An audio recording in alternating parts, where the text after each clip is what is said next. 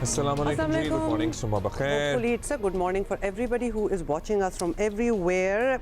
अच्छा, सबसे पहले तो आप लोगों की फीडबैक जो है, thank you so much. We have been getting a lot of your feedback these days, especially because social media पे भी जो हम लोग कंटेंट पुट अप कर रहे हैं उसके हवाले से, and you give a lot of advice to. So जो टॉपिक्स आपने हमें दिए हैं, इंशाल्लाह we will be including them in our show. एक बात हमें बड़ी अच्छी लगती है जब आप कहते हैं ना कि बस हमारे जहन में ये बात थी, हमारे दिल में ये बात थी और आपके मुंह से हमने सुन ली.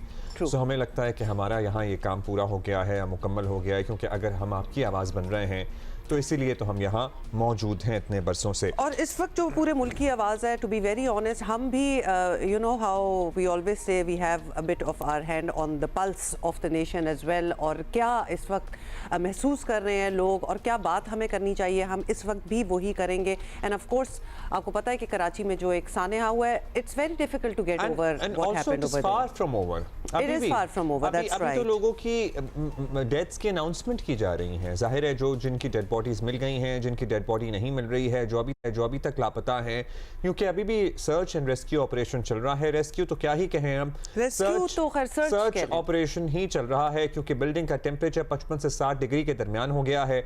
अभी भी इतने रोज गुजरने के बावजूद भी अभी भी कभी कभी आग भड़क उठती है. फिर रेस्क्यू एहलकार फायर ब्रिगेड का अमला उसे बुझाने की कोशिश करता है.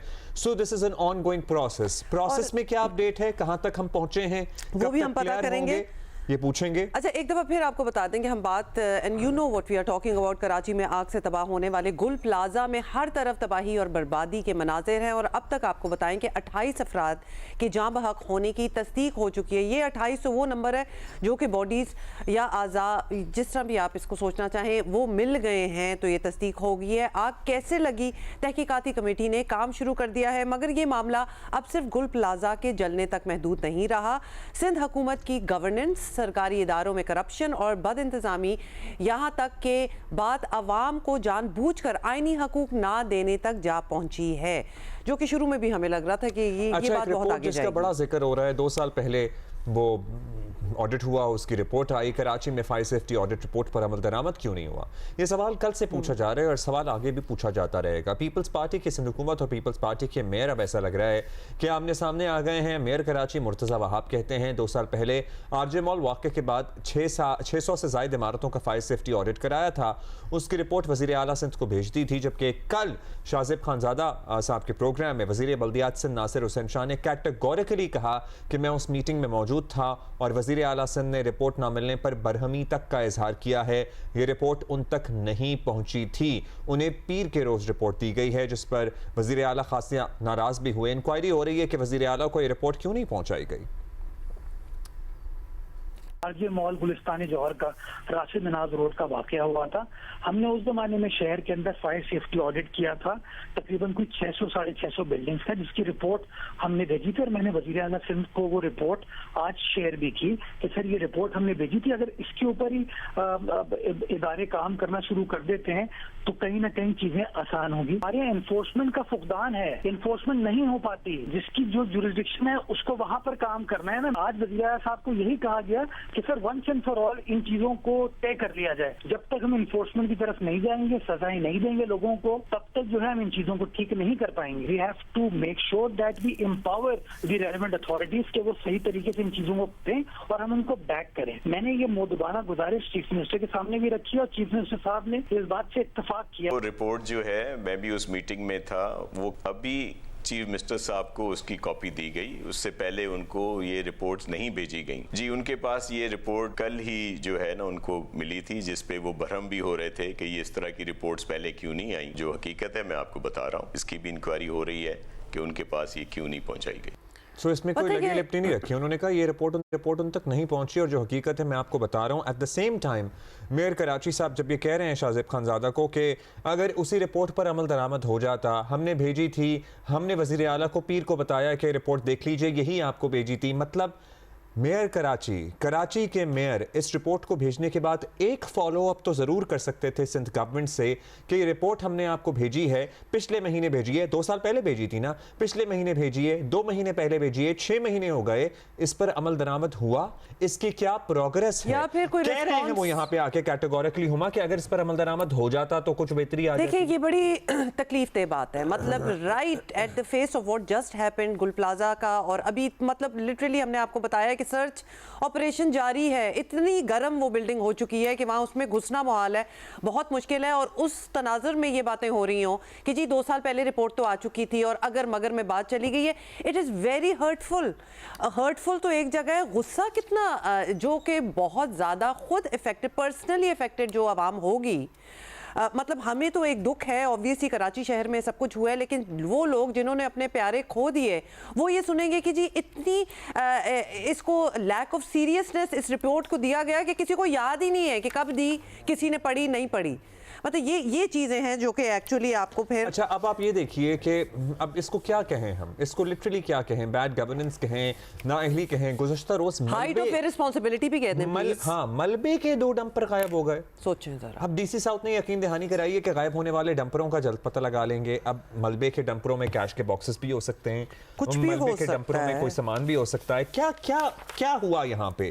मलबे के 2 डंपर पहले तो आई एम सॉरी, जरा आप सिचुएशन को अंदाजा करें कि इतनी दुनिया वहां पहुंची हुई है, इतने लोग, इतने ऑफिसर्स, अहलकार, मतलब एवरीबॉडी इज देयर, कैसे 2 डंपर गायब हो गए? ये भी तो एक सोचने वाली बात है ना कि क्या हो रहा है। असेंबली में एमक्यूएम ने एहतजाज किया, फिर उस पर जवाबी तकरीरें भी हुई, सो वो सारा कुछ भी चलता रहा। सानिया गुल प्लाजा की बहस पर वज़ीर दिफा ख्वाजा आसिफ इख्तियारात की निचली सतह पर मुंतकिली के मामले में एमक्यूएम के मौक़िफ़ की वाज़ेह हिमायत में सामने आए।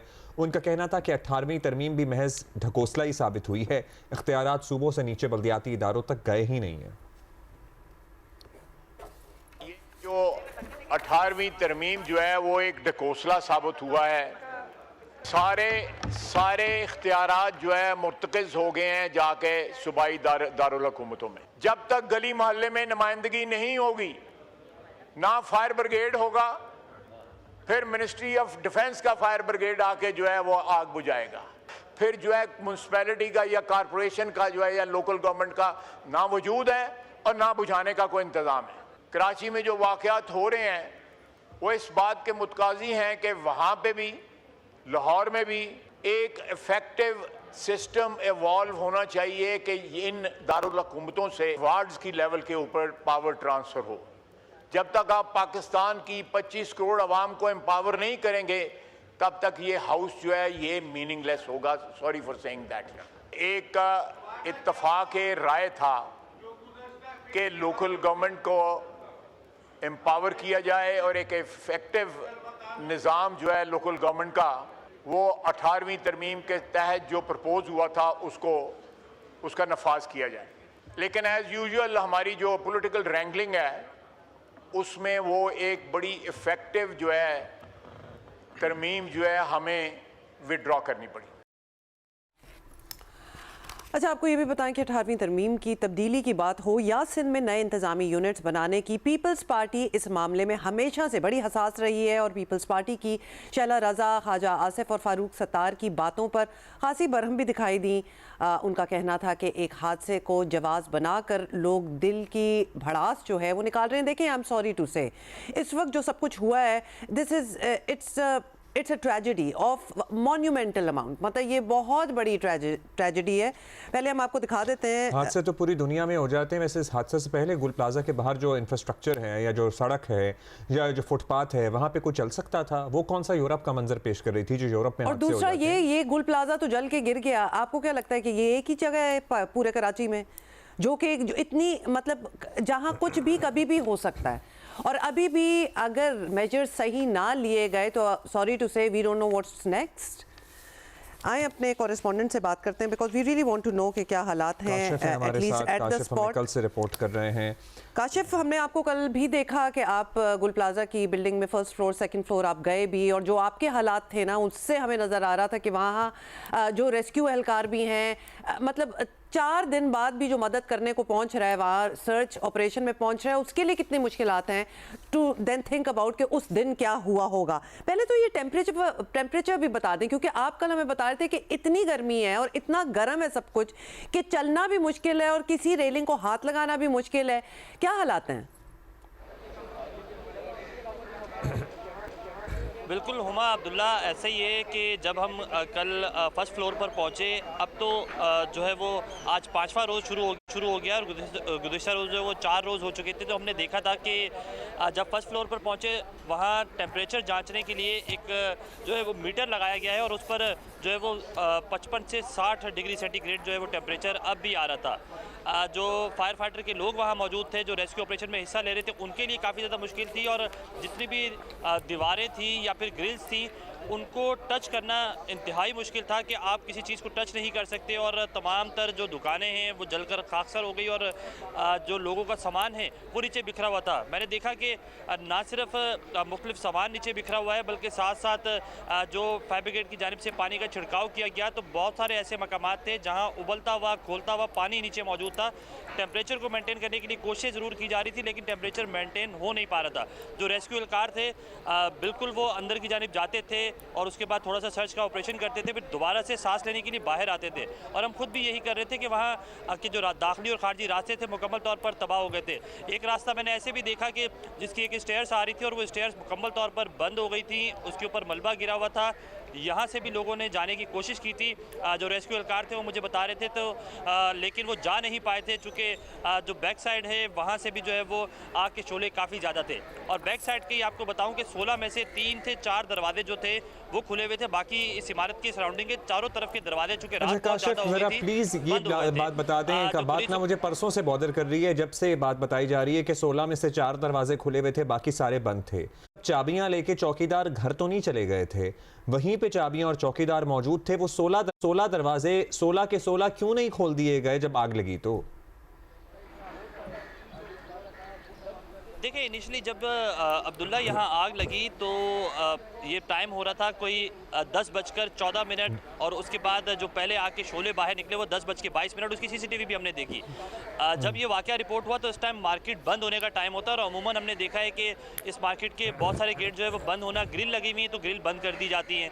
अब जो बैक साइड के कुछ दरवाजे खुले हुए थे और जिन लोगों ने वहाँ से निकलना था या फिर तमाम तर दरवाज़ों से निकलना था या जो शख्स जिस दरवाजे से एंटर हुआ था शायद वो इस कोशिश में था कि वो उसी दरवाजे से निकलेगा, लेकिन चौकीदारों की जानिब से या फिर इंतजामिया की जानिब से तमाम तर दरवाज़ों को बंद करने का सिलसिला जारी था। और अमूमन यहाँ यही प्रैक्टिस होती थी कि जैसी रात होती थी तो जो लोग, जो दुकानदार जिन्होंने अपना जितना भी जो सामान है अगर वो मंगवाया हुआ है तो उसे रात को देर तक जो है वो सेट किया जाता था। इसीलिए इस इमारत की छत के ऊपर ना सिर्फ बड़ी तादाद में गाड़ियाँ मौजूद थी, वो भी दुकानदारों की थी और मोटरसाइकिलें भी बड़ी तादाद में मौजूद थी, चूँकि इस मार्केट के जो बैक साइड के जो दरवाजे हैं वो खुले हुए होते हैं।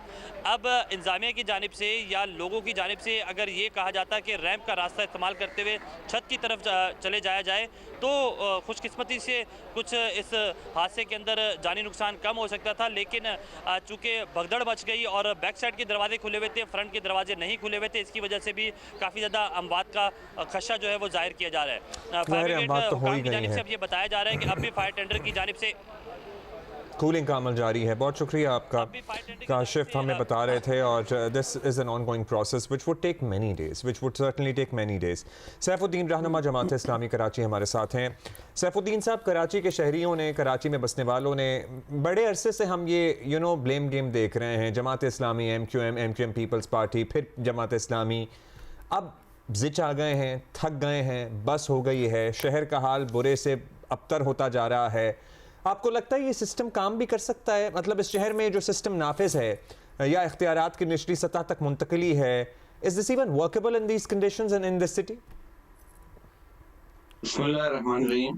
देखें, ब्लेम गेम की बात की जाती है, सियासत करने की बात की जाती है। जब भी कोई इस तरह का वाक़या पेश आता है और लोग निशानदेही करते हैं तो हुकूमत की जानिब से ये बात शुरू हो जाती है, लेकिन हुकूमत अपने गरीबान में मुंह नहीं डालती, नहीं झांकती कि सूरत हाल क्या है। देखिए, कराची में कोई भी सिस्टम काम नहीं कर रहा। कराची में सिर्फ एक माफिया काम कर रही है जो छोटी छोटी माफियाओं की शक्ल में, मुख्तलिफ इदारों की शक्ल में है। इस वक्त कराची में हर इदारा इस वक्त माफिया बना हुआ है। कराची में कोई सिस्टम काम नहीं कर रहा। बिल्डिंग कंट्रोल अथॉरिटी को देख लें, कि बिल्डिंग कंट्रोल अथॉरिटी बजाय बिल्डिंगों को कंट्रोल करने के वो पूरी कराची में इलीगल कंस्ट्रक्शन करवा रही है। इस वक्त ये एक गुल प्लाजा का हादसा हुआ है ना, कहते हैं, मैं कहता हूँ कराची में इस वक्त सैकड़ों और हजारों गुल प्लाजा तामीर हो रहे हैं और उनको कोई देखने वाला नहीं है। उनके अंदर कोई सेफ्टी का अरेंजमेंट नहीं है। 15-15 दिन में उनकी छतें डाली जा रही हैं ताकि जल्द से जल्द तामीर कराया जा सके। आप उसको रुकवा नहीं सकते। आप हाई कोर्ट चले जाएं, आप किसी इलीगल कंस्ट्रक्शन को नहीं रुकवा सकते। देखिए, कमिश्नर कराची की सरबराही में कमेटी बना दी गई है, लेकिन कमिश्नर कराची तो खुद भी इसके जिम्मेदार है ना। सिविल डिफेंस का चीफ कंट्रोलर होता है कमिश्नर कराची, और सिविल डिफेंस का काम क्या होता है कि आम हालात में वो लोगों को इसकी ट्रेनिंग देती है, इदारों को ट्रेनिंग देती है कि इमरजेंसी की सूरत में कोई हालात इस तरह के पैदा हो जाए तो क्या करना चाहिए। लेकिन सिविल डिफेंस नाम की कोई चीज यहाँ पर काम ही नहीं कर रही। चीफ कंट्रोलर की हैसियत से कमिश्नर कराची ने क्या किया, जो डिप्टी कमिश्नर है हमारे, उन्होंने इसके लिए क्या किया।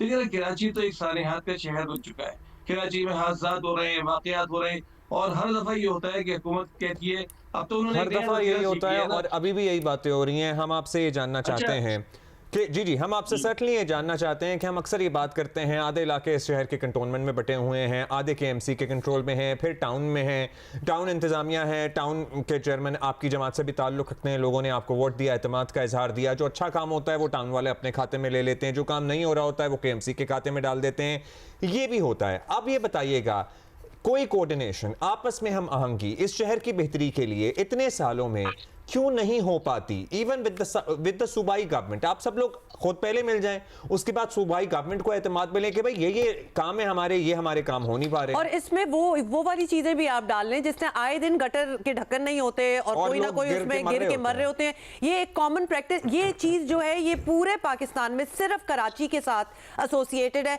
जो कि कराची वालों के लिए और कराची को जो रूल करते हैं, जिन पे सर्टेनली हर कोई आ जाता है, आप लोग भी आ जाते हैं, उनके लिए एम्बेरसमेंट होनी चाहिए कि हमें मिलके कुछ करना पड़ेगा। देखिए, इसमें भी आधा सच है। बात क्या है कि ये बात अपनी जगह ठीक है कि कराची में कैंटोनमेंट बोर्ड्स हैं, कराची में KPT की जमीन है, रेलवे की जमीन है, लेकिन दूसरा सच क्या है कि इसी सूबाई हुकूमत ने तमाम इदारे सिटी गवर्नमेंट से अलग कर दिए। इसी सूबाई हुकूमत ने बिल्डिंग कंट्रोल अथॉरिटी को अलग कर दिया, मास्टर प्लान अथॉरिटी को अलग कर दिया, वाटर बोर्ड को अलग कर दिया, सिंध मास ट्रांजिट अथॉरिटी को अलग कर दिया, और सब इन इदारों को अलग अलग करके सूबाई हुकूमत के तहत दे दिया। या इन सॉलिड वेस्ट मैनेजमेंट के नाम से जो इदारा बनाया वो भी डायरेक्ट सिंध हुकूमत के पास है। आप मुझे बताइए ये कि ये सारे काम जो KMC के करने के हैं, जो टाउन के करने के हैं, जो यूनियन कमेटियों के करने के हैं, उन सारे कामों पर कब्जा किसने कर लिया? सिंध हुकूमत ने। और क्यों कब्जा कर लिया ये भी सारे लोग जानते हैं, ताकि मैक्सिमम ठेके उसके पास हों, ताकि मैक्सिमम करप्शन उसमें की जा सके। तो ये बात कहते हैं ना कि तमाम मामला जो हैं वो अलग अलग लोग इदारे चला रहे हैं, भाई तो अलग अलहदा करने वाला कौन है? ठीक है, जो जमीनें हैं वो अलहदा हैं, अपनी जगह हैं, लेकिन आपने ये इदारे जब KMC से अलहदा कर दिए, टाउन से अलहदा कर दिए, आप ये बताइए कि एक टाउन के पास झाड़ू देने तक का इख्तियार नहीं है, उसके इख्तियार भी सिंध हुकूमत के पास है, एक कुंडी में रखने का इख्तियार नहीं है। अभी हमने सर, आग बुझाने का इख्तियार है आप लोगों के पास? अगर आपके इलाके में, आपके टाउन्स में आग लगती है तो वहां क्या करेंगे आप लोग? उसके लिए क्या प्लानिंग है? हर टाउन चेयरमैन की क्या प्लानिंग है वहां के लिए? देखिए, आग बुझाने का इख्तियार तो जो फायर ब्रिगेड का महकमा है वो है KMC के पास, लेकिन वो भी इतना छोटा है कि उसमें टोटल कराची के अंदर 28 स्टेशन है, और इसके अंदर अमला इतना नाकाफी है। जो इंटरनेशनल स्टैंडर्ड्स हैं वो कहते हैं कि 1 लाख की आबादी के ऊपर एक स्टेशन होना चाहिए। इस लिहाज से कराची में 300-350 स्टेशन होने चाहिए। देखिए, कल खुद उन्होंने, जो चीफ फायर ऑफिसर हैं, उन्होंने कहा भाई मेरे पास तो 21 फायर स्टेशन का अमला है ज्यादा से ज्यादा, और मैं उससे 28 फायर स्टेशन चला रहा हूँ, जबकि कराची में उन्होंने कहा कि सैकड़ों गाड़ियां होनी चाहिए। तो आप कह रहे हैं कि टाउन की बात कर रहे हैं, जो KMC जिसके पास ये इदारा है वो खुद उसका चीफ फायर ऑफिसर हो रहा है कि मेरे पास इतना नाकाफी स्टाफ है, उनकी ना कोई ट्रेनिंग है बेचारों की। देखिए, उन्होंने बहुत काम किया, फायरमैनों ने हमारे बहुत काम किया, बहुत कोशिश की, लेकिन वो कुछ कर ही नहीं सकते, ना उनकी मसाइल है ही नहीं, मसाइल है ही नहीं। 21 फायर स्टेशन के हमले से वो 28 चला रहे हैं, वो कह रहे हैं जी हम नहीं कर सकते कुछ, वो ये भी कर रहे हैं। और उसके अलावा जो फायर हाइड्रेंट्स और ये सारी चीजें चाहिए होती हैं, मतलब वो सैकड़ों में चाहिए इन एनी केस। जी ब्रीफली सर, मुख्तसरन। एक और इम्पोर्टेंट बात कह दूं, आप कह रहे हैं कि सबकी क्यों नहीं ताबून जाता। आप मुझे बताइए, 2.5 साल गुजर गए मेयर साहब को, उन्होंने एक दफा भी कराची के टाउन चेयरमैनों के साथ मीटिंग नहीं की। 2.5 साल गुजर गए, सिंध हुकूमत कोई मीटिंग नहीं करती तमाम टाउन चेयरमैनों के साथ। बहुत बारिश शुक्रिया आ जाए, आपका। दिस इज बरसात एन आ जाए, इम्पोर्टेंट पॉइंट सैफुद्दीन साहब। ये हम कौन से पूछते हैं जब वो हमारे शो पे होते हैं कि आप कोई कोऑर्डिनेशन कर लें, और वो कहते हैं जरूर इस बारे में होनी इन चाहिए प्रिंसिपल कोशिश, सारे एग्रीमेंट में होते जरूर हैं इस बारे कि में जी कोशिश होनी होगी। चाहिए, लेकिन अगर 2.5 साल में एक दफा भी मेयर कराची ने टाउन चेयरमैनों के साथ मीटिंग तक नहीं की, तो फिर शहर का जो हाल है वो ठीक ही है। नहीं तो फिर अकाउंटेबिलिटी बनती है ना, ये सवाल बनता है कि क्यों नहीं कर रहे आप ये मीटिंग, जबकि माशाल्लाह हमारे पास मतलब बहुत साने पहले भी हो चुके हैं, और गटर वाली बात तो आए दिन होती ही है। मुझे तो वो सारा गम जो है दोबारा याद आ गया। फारूक सत्तार साहब हमारे साथ मौजूद हैं, रहनुमा एमक्यूएम पाकिस्तान के और साबिक मेयर भी हैं। फारूक साहब, अभी हम ज़ाहिर जमात इस्लामी के सैफुद्दीन साहब से भी बात कर रहे थे, मुसलसल पीपल्स पार्टी और मेयर कराची से भी गुफ्तगू हो रही है जियो पे, मुख्तलिफ प्लेटफॉर्म्स पे। क्या आपको लगता है कराची के मसाइल, एक तवील फहरिस्त है, हम सबको पता है, उसमें क्या जाए डिटेल में, ये जो मौजूदा निज़ाम है जिसमें कैंटोनमेंट अलग हैं, KPT अलग है, रेलवे अलग है, चेयरमैन अलग हैं टाउन्स के, और KMC अलग है, सूबाई गवर्नमेंट अलग है, is this even workable any more? क्योंकि हम देख चुके हैं ना, ये तो काम नहीं कर रहा।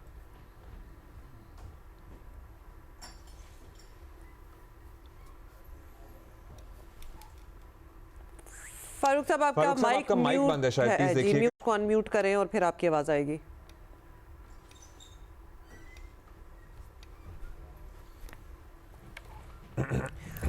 अच्छा, we'll try to connect with Farooq Sattar साहब। लेकिन ये जो आपने बात की है ना कि वर्केबल नहीं रही, मतलब ये बहुत ही एक परफेक्ट रेसिपी है to blame the other person. मतलब इतनी आप डिसहार्मनी रखें सारों में, और ख़ासतौर पे ये कहना कि कितने टाउन चेयरमैन हैं 2.5 साल से एक मीटिंग नहीं हुई। How are you even imagining being on the same page जब आप मिलते ही नहीं हैं एक दूसरे से, बातचीत ही नहीं होती।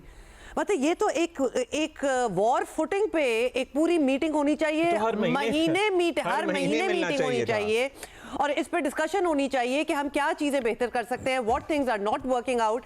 आपकी तजवीज़ की हुई चीज़ें भी if they are not working out तो स्क्रैप देम, कुछ और नई चीज़ लाएं, लेकिन एटलीस्ट मिलें तो सही, बात तो करें। एटलीस्ट आवाम को, कराची के आवाम को ये तो महसूस होना, ये एहसास हो कि हमारे लिए कोई फिक्र कर रहा है, कोई हमारे लिए सोच रहा है। So this is a tragedy also. मतलब ये एक अलग ट्रेजेडी है कि इतने टाउन्स और इतने हेड्स उनको लीड करने वाले, लेकिन आपस में बातचीत नहीं। जी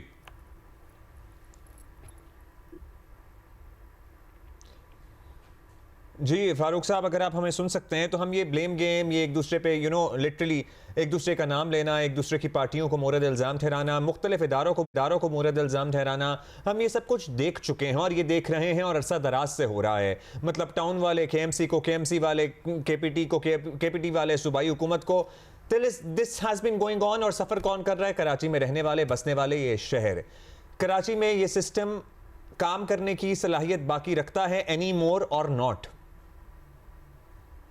सबसे पहले तो ब्लेम गेम से हटकर कम से कम एक जुमला तो मैं जरूर कहूंगा कि बाकी सारी बातों में तो तफसील में शायद चले जाएंगे, लेकिन आग लगे सारी बस्ती में, अब्दुल्ला रहे अपनी मस्ती में।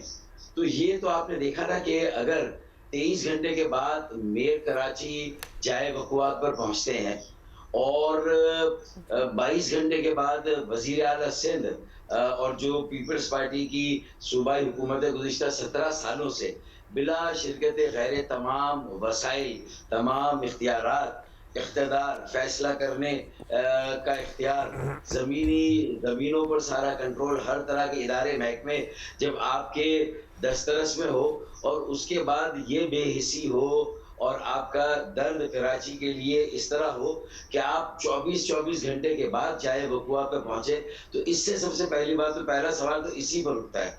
गवर्नर सिंध फौरी तौर पर वहां मौजूद थे, पूरी रात वहां मौजूद रहे। अरशद वोरा, MKM के MN अरशद वोरा, MKM के सारे जो MPs थे वो अल्हम्दुलिल्लाह वहां वक्त पर मौजूद थे, और वो लोगों को हौसला दे रहे थे और कौमकार जो कराची नेवी है, देखें उनसे फायर टेंडर्स मंगाने पड़े, स्नॉर्कल मंगानी पड़ी, उनके फोम वाली जो स्नॉर्कल जो फायर टेंडर थे, उसके बाद एक हिस्सा ऐसा था जो उसी वक्त आग बुझाई गई और 20-25 के करीब लोग वहां से बाहर आ गए।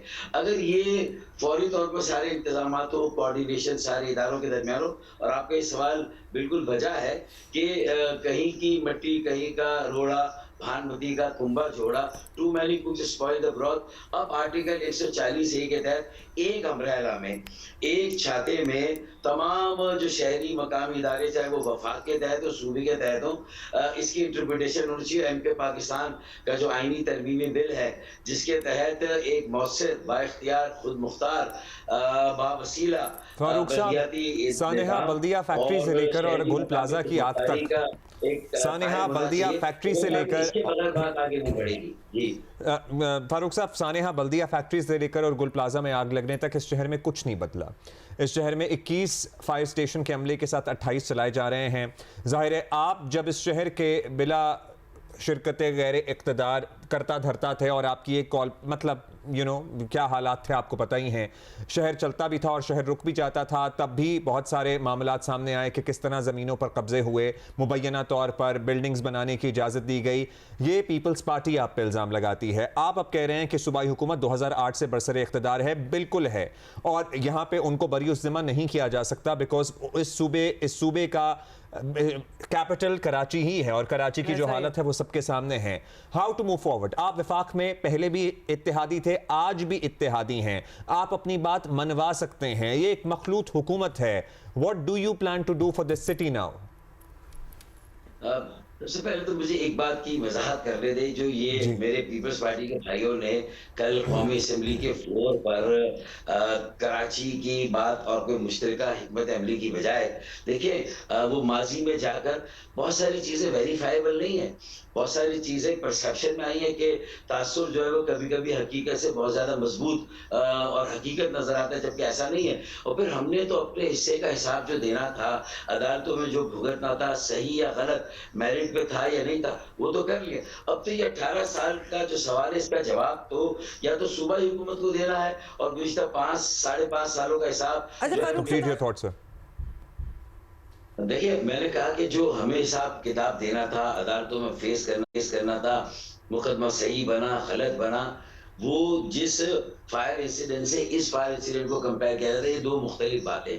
यहाँ पे एक सिंपल बात है, क्या 275 मार्केट्स जो हैं वहाँ कोई आग लगने पर स्मोक सेंसर्स हैं, कोई अलार्म का निज़ाम मौजूद है? कितनी मरतबा इन मार्केट्स को विजिट करके इनमें फायर सेफ्टी को दीगर सेफ्टी हेल्थ वगैरह के जो मामला सेफ्टी के होते हैं उसको देखा गया नहीं देखा गया? इस वक्त तो ये सारी बात हो रही है। सबसे बड़ी बात है कि कोई अखले कुल नहीं है, कोई मतलुकुल अनानी आकबत नांदेशी जो है वो हमेशा आपके जवाल की सूरत में सामने आती है। तो मेरा तो मशवरा मैंने यही दिया है कि अपनी जो मजलिस कायमा है उनको आप फाल करें, जो जिसमें सारी जमातों की नुमाइंदगी होती है, चाहे वो केएमसी की मजलिस कायमा हो, केएमसी काउंसिल, या सूबाई असेंबली की मजलिस कायमा हो, ताकि सबके ऊपर जिम्मेदारी का बोझ जाए। अकेले अगर 6-6.5 करोड़ के सूबे का बोझ उठाएंगे, 4 करोड़ के शहर कराची का बोझ अकेला एक मेयर उठाएगा, तो जाहिर है कि उसके साथ यही सूरत हाल होगी कि पूरा शहर हाथ धो के उसके पीछे पड़ जाएगा, पूरा सूबा हाथ धो के वजीर आला। फारूक साहब, पीपल्स पार्टी नहरों वाले मामले पे अपनी बात मनवा लेती है, वफाक को वो मंसूबा वापस लेना पड़ता है, वो मंसूबा आगे परसू नहीं हो पाता। हालांकि पंजाब गवर्नमेंट और पीपल्स पार्टी उन दिनों आमने सामने भी आते हैं।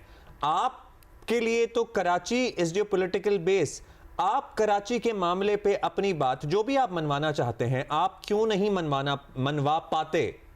ये बता दीजिए, या आपकी आम ट्विस्टिंग हो जाती है और आपको पुराने केसेस याद करा दिए जाते हैं और आप फिर चुप करके बैठ जाते हैं? अब्दुल्ला सुल्तान, मेरे ख्याल में कल आपने गौर नहीं किया कि एमक्यूएम ने ये तय किया है, उसने एसर्ट करना शुरू किया है। वो हुकूमत के अंदर एक हलीफ होते हुए एक ऑपोजिशन इन द गवर्नमेंट का किरदार जो है वो प्ले करने के लिए बिल्कुल तैयार और आमादा है। कराची बचाओ मूवमेंट हमने सियासी तौर पे अवामी तौर पे शुरू किया है और वहाँ नारा दिया कि आवाज उठाओ कराची बचाओ, जिसकी 3 बातें कि जो कराची स्ट्रेटेजिक प्लान MQM के जमाने में बना था उस पर मनोवन अमल हुआ नहीं हुआ, उसकी कितनी वायलेशन हुकूमत सिंध और KMC ने की। दूसरा 140A के तहत MQM का तरमीमी बिल 26वीं आईनी तरमीम में नहीं आया, उसके बाद 27वीं में तो वजीर आजम ने हमें खुशखबरी दे दी, फिर भी पीपल्स पार्टी सिंध की वजह से बैकआउट उन्होंने करना पड़ा। लेकिन ये उनका मुकम्मल पक्का वादा है कि 28वीं तरमीम में जिसमें NFC के इशू को एड्रेस किया जाएगा और ये मेरे ख्याल में ईद के बाद इसका अंदिया हमें मिला है। और आपने कल देखा होगा हमने हाउस की सारी कार्रवाई को एक तरफ रोक के कराची में आग लगी है और ये अगर गुल प्लाजा की आग बुझ भी गई हमारे दिलों में लगी हुई है और ये दिलों से निकलकर गली गली और कराची के चप्पे में लगी तो सब ठाट पड़ा रह जाएगा जब लाट चलेगा बंजारा। फारूक सत्तार साहब, ये जो आपने अभी बात की है ना कराची वालों को 140A के तहत जो तरमीम है उसको 28वीं तरमीम का हिस्सा बना के उसे मंजूर करके पाकिस्तान के 144 शहरों को तरक्की का इंजन बना दे, उनको अपने पैरों पे खड़ा कर दे, उनकी अकाउंटेबिलिटी, उनकी रिस्पांसिबिलिटी, उनकी authority. This is I am sorry Farooq Sattar साहब, this sounds like a pipe dream कि ये हो जाएगा तो फिर ये हो जाएगा। नहीं, we are not interested. Karachi वाले इस वक्त, आप मुझे बताएं, अभी आपने कहा है कि ये आग जब लगी है तो आप लोग ने सारा एजेंडा पे रख के इसी पे बात की है। आग लगने का इंतजार क्यों हो रहा था? क्या कम आगे लगी है कराची में? हमारा सवाल तो आपसे यही है कि पहले क्यों नहीं बात होती? कितने बिल्डिंगों के ऑडिट अब तक हो चुके हैं, प्लीज बता दें। ये फायर सेफ्टी रिपोर्ट ही हमें पता चल रही है, 2 साल से तो रुल रही है, किसी ने पढ़ी ही नहीं। हुमा अमित शाह, देखिए ये तो आप कैसी बात कर रहे हैं? क्या 26वें आईनी तरमीम में आपने देखा हमने असर्ट किया? 27वें आईनी तरमीम में वजीर आजम ने खुद कह दिया। अच्छा, हमने कहा कि अगर ये हमारी जो तरमीम में मंजूर हो ना हो, आप इसको फ्लोर पे वोटिंग पे ले आए, जो पार्टी इसकी मुखालफत करेगी उसकी जो जमहूरियत नवाजी के दावे हैं उसकी कड़ी खुल जाएगी कि पार्टिसिपेटरी डेमोक्रेसी 25 करोड़ अवाम उनकी दहलीज पर फैसला करने का हक देना, उन्हें अपनी तकदीर का फैसला करने का हक देना। अगर कोई जमहूरियत इसको रोकी है तो फिर आमरीत में जमहूरियत में क्या फर्क है? ये तो बदतरीन आमराना ज़हनियत की अक्कासी है अगर पीपल्स पार्टी रुकावट दे। फिर देखें अब तो बात इससे आगे चली गई। फारूक साहब, 28वीं तरमीम के बारे में तो ऑलरेडी इन्होंने प्रेमिस बना दिया है कि सिंध के वसाइल पर डाका डालने की कोशिश है। आप 28वीं तरमीम में कैसे इतने यकीन से कह सकते हैं कि ये आपकी बात मान ली जाएगी? 28वीं तरमीम पे तो वैसे ही People's Party is very clear कि they are not happy about it. हमारा मुतालबा सिर्फ उसको वोटिंग पे लाना है। पीपल्स पार्टी वोट देकर उसकी मुखालफत करे, अपने आप को एक्सपोज करें कि वो कितना अवामी सियासत करते हैं, वो उनके रवैये मिजाज कितने जमहूरी हैं। मैं तो कह रहा हूँ कि अगर उन्होंने यहाँ इस बात को तस्लीम ना किया, ये जोग्राफी की तकसीम नहीं, सूबों का बनना, इंतजामी यूनिट्स का बनना, अब तो बात वहां चली गई है। ये इख्तियारात की तकसीम है, ये वसाइल की तकसीम है, ये इख्तिदार की तकसीम है, ये तुम्हारे बोझ की तकसीम है। खुदा इसको महसूस करो कि लाखों स्कूल्स का बोझ, इतने सारे अस्पताल को चलाने का बोझ, इतने सारे क्लिनिक्स, डिस्पेंसरी और सेहत के मसाइल बुनियादी और लोगों को हुनर सिखाना, जो ह्यूमन रिसोर्स डेवलप करना है, ये एक वजीर आला, एक वजीर आजम का काम नहीं है। जब तक इख्तिदार इख्तियारात की मुंतकली निचली सतह तक ना हो, यूसी की सतह तक लोगों के पास ना जाए। हम इतना यकीन से हैं कि पहले 35 साल पहले हम अकेले थे, इस इशू पर हम जहाद कर रहे थे। आज पीपल्स पार्टी अकेली है। सर, जो लोकल गवर्नमेंट का निजाम है, आपको नहीं लगता कि जो लोकल गवर्नमेंट का निजाम है, ये जो इस वक्त कराची में राइज है, ये इटसेल्फ फ्लॉड है, जिसमें टाउन्स अलग से हैं, KMC अलग से है, रेलवेज अलग से है, KPT अलग से है, 6 शहर में कंटोनमेंट है, तो मजीद निचली सतह पे कहां हम जमीन के अंदर पहुंच जाएंगे इख्तियारात लेके? हम उससे क्या कर लेंगे? आप इतने प्रोफेशनल किस्म के हैं। नहीं, प्लीज आप हमें बताइए, आप हमें समझाइए कि जो मौजूदा निजाम है, how should it be different? How should it be different from the ongoing system? लेकिन बहस में आप एंगेज हो रहे हैं, आपने सवाल पूछ लिया। देखिए, ये तो आप वो बात कर रहे हैं जो कि बिल्कुल मालूमात आपकी मुकम्मल नहीं है। ये इस वक्त नहीं, देखिए असल ये है जिसके लिए हम कर रहे हैं। और ये अगर जमात इस्लामी का मेयर है तो उसके लिए इख्तियारात हम मांग रहे हैं, और उसकी काउंसिल के लिए अभी इख्तियारात है नहीं। हम तो खुद मुर्तजा वहाब के साथ इस मामले पर खड़े हैं। आप बताइए, जब बारिश नहीं, कराची आप इख्तियारात से मुराद है, आप मास्टर प्लानिंग का महकमा भी अपने पास चाहते हैं, सॉलिड वेस्ट का भी जो अलग हो गया, वाटर बोर्ड भी, बिल्डिंग कंट्रोल अथॉरिटी भी, बिल्डिंग कंट्रोल अथॉरिटी भी, मालूमात मुकम्मल है। सर आप जरा स्पेसिफाई कर देना कि व्हेन यू से कि इख्तियारात नहीं है, और इससे पहले वसीम अख्तर भी यही कहते थे, तो क्या क्या क्या इख्तियारात नहीं है? इंडिया, चाइना, अमेरिका और इंडोनेशिया, 1950 में कितने सूबे थे वहां, आज कितने सूबे हैं? आप थोड़ा सा उसकी हिस्ट्री में चले जाएं। 13 सूबों से अमेरिका की मुत्तहिदा अमेरिका की रियासत शुरू हुई थी, आज वहां 50 सूबे हैं। आबादी के साथ इंतजामी तौर पर सूबे बनाने पड़ते हैं, इंतजामी तौर पर निचली सतह पर इख्तियार देना पड़ता है। अभी जिम्मेदारियां हैं। सरदार साहब, इन अ लार्जर कॉन्टेक्स्ट आपकी बात सही कर रही है। हमसे तो अपने टाउन नहीं चल रहे, हम तो मतलब इसी इख्तियारात की जंग में फंसे हुए हैं। हम क्यों बड़ी बड़ी चीजें सोचें? या तो हमने एक ऐसा कोई मॉडल सेट किया होता कि हम इन डिविजन्स में, इन टाउन्स में। वो कह रहा है कि टाउन जो चेयरमैन है, यूसी के चेयरमैन और मेयर, इनके हाथ पैर बांध के इन्हें आप उतार दें स्विमिंग तो सूबों में क्या हाथ पैर खोल देंगे? सर सॉरी, पहले हमें we need to work at the base level, उसके बाद बाकी बातें होंगी। इन एनी केस मेरे ख्याल में आप इनफॉर्मली एंगेज हो, इस मामले को समझें, पूरी दुनिया के निजाम को समझें कि बदकिस्मती से जब भी पाकिस्तान में मार्शल लॉ आए, तरक्की की रफ्तार, उसकी शरह नमू बहुत तेजी से बढ़ी, and that is the magic of the empowered local government, empowered local councils, empowered mayor and chairman of town, UCs. देखिए, nobody is negating the fact that empowered local government nizam has worked wonders in the world. Nobody is negating the fact. लेकिन यहाँ पे जो निजाम है, जहाँ पर mayor Karachi 2.5 साल से टाउन चेयरमैन से मुलाकात नहीं करते, वहां पे हम क्या एक्सपेक्ट करें? ये बता दीजिए ना। एक तरफ चेयरमैन, एक तरफ टाउन्स हैं, दूसरी तरफ केएमसी है। केएमसी कहता है मैं तो आधे से ज्यादा शहर का जिम्मेदार हूं ही नहीं। तो बता देना कि इसको कैसे ठीक करें। ये सिंपल सवाल है आपसे। वजीर आला सूबे के क्या उमूर होंगे, क्या जिम्मेदारियां, क्या इख्तियारात, क्या वसाइल? मेयर के केएमसी, मेयर काउंसिल के क्या इख्तियारात, क्या वसाइल, क्या इख्तिदार में उनका हिस्सा। इसी तरह टाउन का भी वहां डिलीनेट होगा। फिर जो नेशनल फाइनेंस कमीशन है, उससे बराह रास्त मरकज से जो है सूबे के साथ साथ पाकिस्तान के 144 शहरों और जिलों के जो वसाइल है वो मुख्तस किए जाएंगे, और उसी के साथ साथ उन जिलों और शहरों में जो टाउन की काउंसिल्स हैं, उनके वसाइल भी क्या होंगे, वो भी जो है वो दर्जा बदर्जा वो भी इसमें तय होंगे। तो ऐसा नहीं है कि हमने कोई कच्चा डॉक्यूमेंट तैयार किया, ये पक्का डॉक्यूमेंट है। ये सहीफा तो नहीं है, ये आयते कुरानी तो नहीं है। इसमें भी तब्दीली और तरमीम आगे हो सकती है, लेकिन मजबूत मरकज से पाकिस्तान मजबूत नहीं हुआ। 50 साल का तजुर्बा, 15 साल का तजुर्बा, सूबाई खुदमुख्तारी 18वीं तरमीम, उससे पाकिस्तान जो है खुशहाल नहीं हुआ, अपने पैरों पे खड़ा नहीं हुआ। बेरोजगारी, महंगाई, गैस, बिजली, ट्रांसपोर्ट, सारे मसाइल, सड़कें टूटी, गटर, पानी, सारे मसाइल। मैं आपको यकीन दिलाता हूं कि एक चीज पाकिस्तान में 78 सालों से नहीं हुई, और वो है कि मकामी और शहरी खुदमुख्तारी।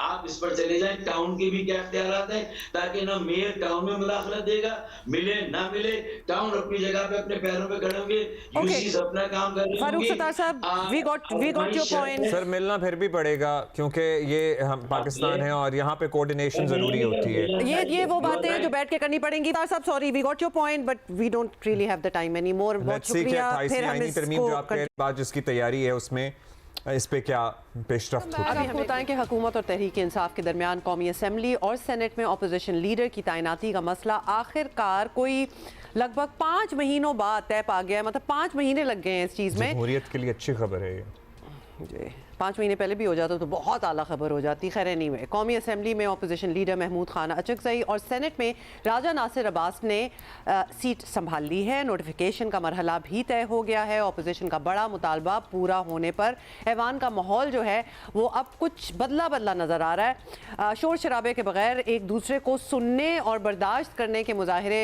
होने लगे हैं। उसके भी मुजाहरे हो रहे हैं। नहीं मतलब कहने का है कि नज़र आ रहा है कि देयर इज़ अ डिफरेंस। ओहदा संभालने के बाद दोनों रहनुमाओं की इब्तदाई तकारीर बता रही हैं कि अपोजिशन हुकूमत के साथ सड़कों पर निकलने के बजाय बातचीत के रास्ते को तरजीह दे रही है या होपफुली देगी। दिलचस्प बात यह है कि दोनों रहनुमाओं को ये एहसास था कि उन्हें ये ओहदे इमरान खान की मेहरबानी से मिले हैं, इसलिए दोनों शख्सियात बानी PTI की रिहाई की बात करना नहीं भूले। होती हैं दुनिया में गलतियां, बैठें सोचें, अंग्रेजी में कहते हैं स्लीप ऑन इट। बस जो हुआ वो हुआ। एक दूसरे की तरफ अंगुदुश्मनी करने से, एक दूसरे की तरफ बुरा भला कहने से काम नहीं बनेगा। सारा खित्ता मुश्किल में है, ये मुल्क मुश्किल में है, वो सख्त बुरानों में मुब्तला है। हम किसी सूरत नहीं चाहते पाकिस्तान मुजाहिरों का, पाकिस्तान अवामी तहरीकों का मुतहम्मिल नहीं हो सकता।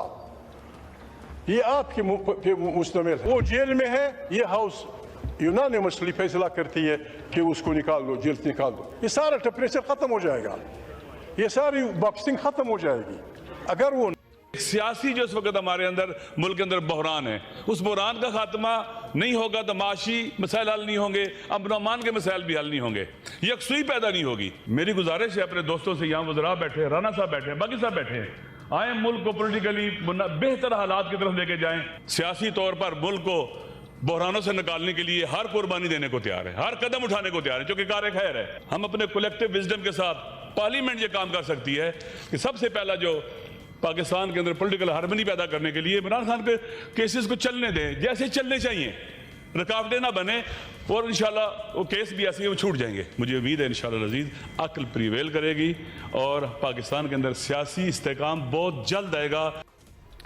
अच्छा जी, हुकूमत एक्चुअली इस बड़ी तब्दीली से मुतमईन नज़र आ रही है और इसे लगता है कि सियासी जमातों में मुज़ाकरात की फ़िज़ा जो है वो अब हमवार हो जाएगी। वज़ीर आज़म शहबाज शरीफ के सियासी मुशीर और सेनेट में मुस्लिम लीग नून के पार्लिमानी लीडर राना सनाउल्लाह ने अपोजिशन लीडर की तैनाती का खैर मकदम करते हुए कहा कि माजी में उलझे रहेंगे तो आगे नहीं बढ़ेंगे। ये एक मंत्र अगर हो जाए ना सारों का ही तो क्या बात है। पर्टिकुलरली PTI के मामलात को हैदर शिराजी हमारे साथ हैं, बहुत शुक्रिया Haider. Haider, finally opposition leader की तैनाती हो गई, इसके बाद मतलब ज़रा बेहतर माहौल लग रहा था अपेरेंटली, क्या लग रहा है आपको? 8 फरवरी के एहतजाज की कॉल या शटर डाउन पे भी कुछ नज़रसानी हो सकती है? वैसे तो ऑलरेडी संडे ही है उस दिन, और उसके बाद प्रॉबली मुलाकातों का सिलसिला भी बहाल होने की कोई उम्मीद बन सके?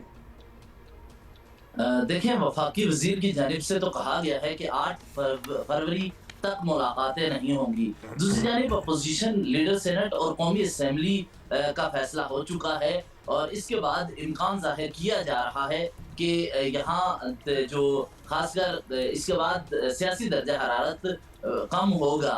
इस सिलसिले में अपोजिशन की जानिब से ये एक सोच मौक़िफ़ सामने आया है कि पब्लिक अकाउंट्स कमेटी और दूसरा ये कि यहाँ जो इंसानी हकूक कमेटी है ये अपोजिशन के पास होनी चाहिए। इसके अलावा अगर बात कीजिए अपोजिशन के हवाले से तो मुज़ाकरात का मैंडेट सिर्फ महमूद खान नचकज़ई या अल्लामा नासिर अब्बास को दिया हुआ है।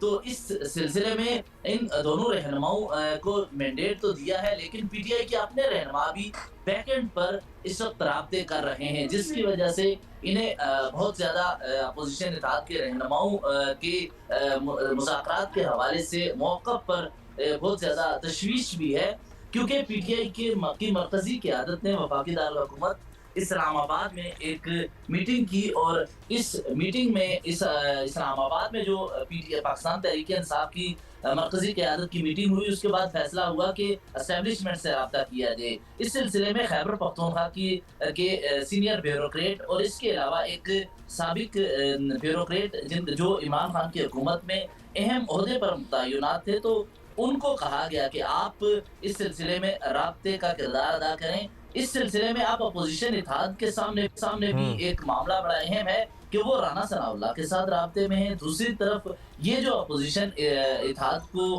खाबानी पीटी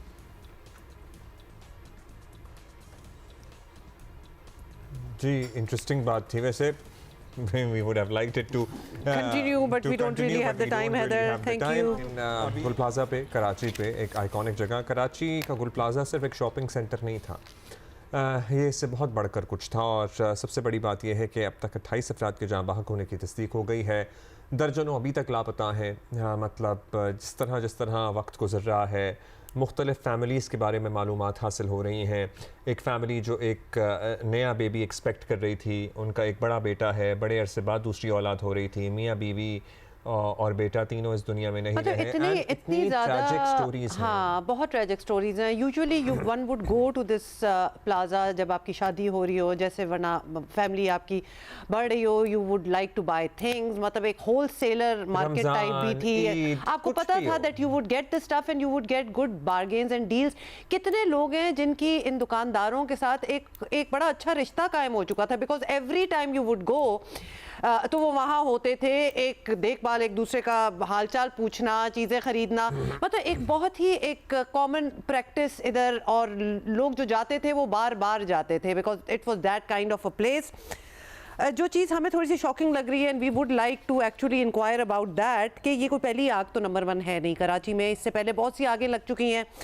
और ऑडिट रिपोर्ट की, फायर सेफ्टी ऑडिट रिपोर्ट की जो बात हो रही है, जो कि एक्चुअली बन चुकी थी, 2 साल पहले बन चुकी थी, अब उस पर यह तनाज़े है कि वो कहीं आगे भेजी भी गई थी सीएम को कि नहीं भेजी गई थी। हमें सिर्फ प्रॉब्लम ये है कि इतनी सीरियस चीज़ को कितना कैजुअली लिया गया है। That is one thing that is bothering us. और जब हम कहते हैं ना कि चीज़ें बदलती नहीं हैं, स्टेलमेट बिल्कुल उसी तरह ही रहता है, nothing really changes ever over here, तो ये एग्जाम्पल सामने आ गए ना। जनवरी 2024 में एक ऑडिट हुआ था जिसकी रिपोर्ट भी थी, और फायर सेफ्टी ऑडिट रिपोर्ट। हाँ जी, मेयर साहब कहते हैं कि वो भेज दी थी और फिर उन्होंने इस ख्याल का इजहार किया कि अगर उस पर अमल दरामद हो जाता तो कुछ हो जाता ना। उन्होंने फॉलो अप करना मुनासिब समझा और कल नासिर शाह साहब ने क्लियर कट ये बताया है कि मेयर साहब को ये रिपोर्ट मौसूल नहीं हुई, और ना सिर्फ मौसूल नहीं हुई, उन्होंने इस पर बरहमी का इजहार भी किया और ये भी गुस्सा भी हुए कि इसकी भी इंक्वायरी हो कि ये रिपोर्ट मेरे तक क्यों नहीं पहुंची। रहनुमा पीपल्स पार्टी हैं शर्मिला फारूकी साहिबा हमारे साथ मौजूद।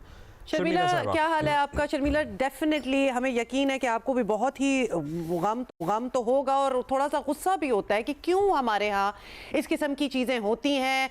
और फिर हम पीछे जाते हैं कि कितने आग की अगर बात कर लें, कितनी दफ़ा ये हुआ है, कितने वादे किए गए हैं उसके बाद, but nothing really ever changes. क्योंकि जवाबदेही तो आप ही लोगों से होनी है, जाहिर है, इसलिए गुस्सा भी होता है कभी-कभी। Sharmila, should we get to the point? हम पहले आप हमें ये फायर सेफ्टी ऑडिट रिपोर्ट के हवाले से बता दें। 600 बिल्डिंग्स का अगर ऑडिट हो, आग कोई ऐसी ज़बरदस्त किस्म की लगी हो, उसके बाद एक चेंज हमें होते हुए नज़र आ रहा है, और फिर वो रिपोर्ट जो है वो, आई एम सॉरी टू से, या तो गायब हो जाए या फिर लोग डिनाइल में चले जाएं कि रिपोर्ट कभी आगे गई भी थी, नहीं गई थी। What are we supposed to think of it? Thank you Uma. देखिए, ये जो इंसिडेंट हुआ है गुल प्लाजा का, this has shaken all of us. मतलब हम सब पूरे पाकिस्तान में तकरीबन इससे हिल चुके हैं और परेशान हो चुके हैं। बिल्कुल आपने सही कहा। मैंने भी कल सुना नासिर शाह साहब को और परसों मैंने मुर्तज़ा वहाब साहब को सुना कि एक फायर ऑडिट रिपोर्ट बनाई गई थी जो वज़ीर आला सिंध को अरसाल की गई थी। लेकिन कल जब मैंने नासिर भाई को सुना तो उन्होंने कहा कि जी चीफ मिनिस्टर साहब को वो रिपोर्ट आज ही मिली है, उससे पहले नहीं मिली। अब as far as I am concerned, मैं दोनों की नीयतों पे बिल्कुल शक नहीं करूंगी। I know Murtaza is a very hard working person, और चीफ मिनिस्टर सिंध के साथ मैं पर्सनली काम कर चुकी हूँ, मेरे साथ कैबिनेट में थे, तो मुझे उनकी भी तरीक़ेकार पता है काम करने का। वो भी हर चीज़ पे एक्शन लेते हैं। दोनों सच कह रहे हैं, लेकिन कहीं दोनों के ऑफिस के अंदर कहीं कोई सीरियस लैप्स हुआ है इन कम्युनिकेशन कि रिपोर्ट वहां तक नहीं पहुंची, रिपोर्ट बनी नहीं पहुंची, सीरियस लैप्स हुआ है और किसी ने जरूर शरारत की है।